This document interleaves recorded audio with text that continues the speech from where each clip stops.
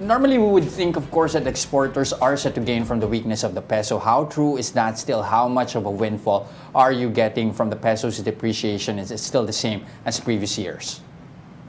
Well, unfortunately, the declining peso is good for the industry while it may not be good for our consumers, no? Because for every peso decline, that means, the stronger dollars.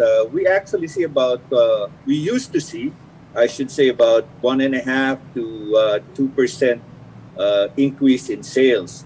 Now, at the rate that we're seeing today, this may jump up to about 4 to 5%. So it's beneficial for the exporters, but then again, it's not so good for our local consumers. Okay, now, sir, you also, however, need to import the inputs here. How have the prices of that changed due to the foreign exchange rates, but at the same time, commodity prices looking to go down already to pre-war levels? Well, those numbers that I quoted, the 4 to 5%, already factors in the fact that we it's net import materials. Yes.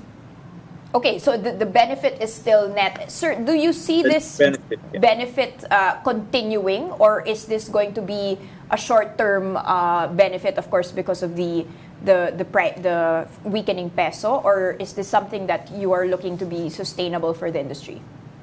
Well, there's a lot of global perturbations, as you can see. The supply chain disruption, the Ukraine-Russia war, and the volatility of the gasoline prices, gas prices. So, and of course, you just mentioned the inflation in the Philippines as well. So there's a lot of factors that weigh into it.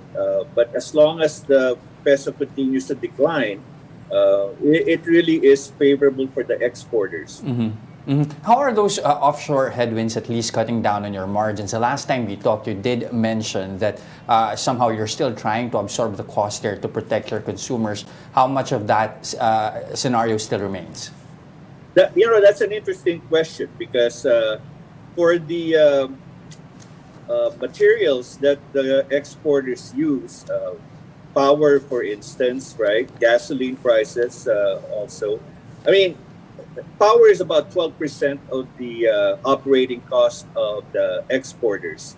Some of them are fixed price contracts. Well, most of them are fixed price contracts, I should say. But then again, there have been instances where, because of the increase in price in coal and fuel, then the fixed price contract was also changed. So they're paying for the higher price.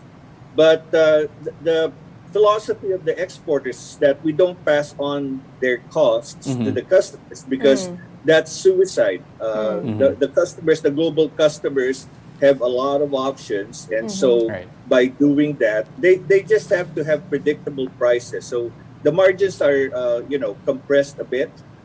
So it's painful, but business continues.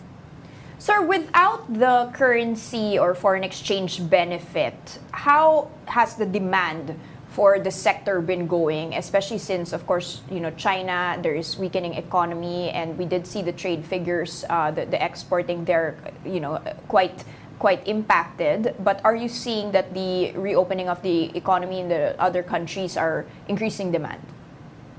Well, the electronics industry plays in the global market, so notwithstanding the local circumstances, except for, of course, for the year of the pandemic in 2020, we saw a contraction of the demand. But 2021 saw a resurgence and recovery. In fact, the 2021 number of $45.6 billion of exports was actually higher than the pre-pandemic numbers. And so we projected a 10% growth for this year, and as of June year to date, we were seeing about $22.6 billion.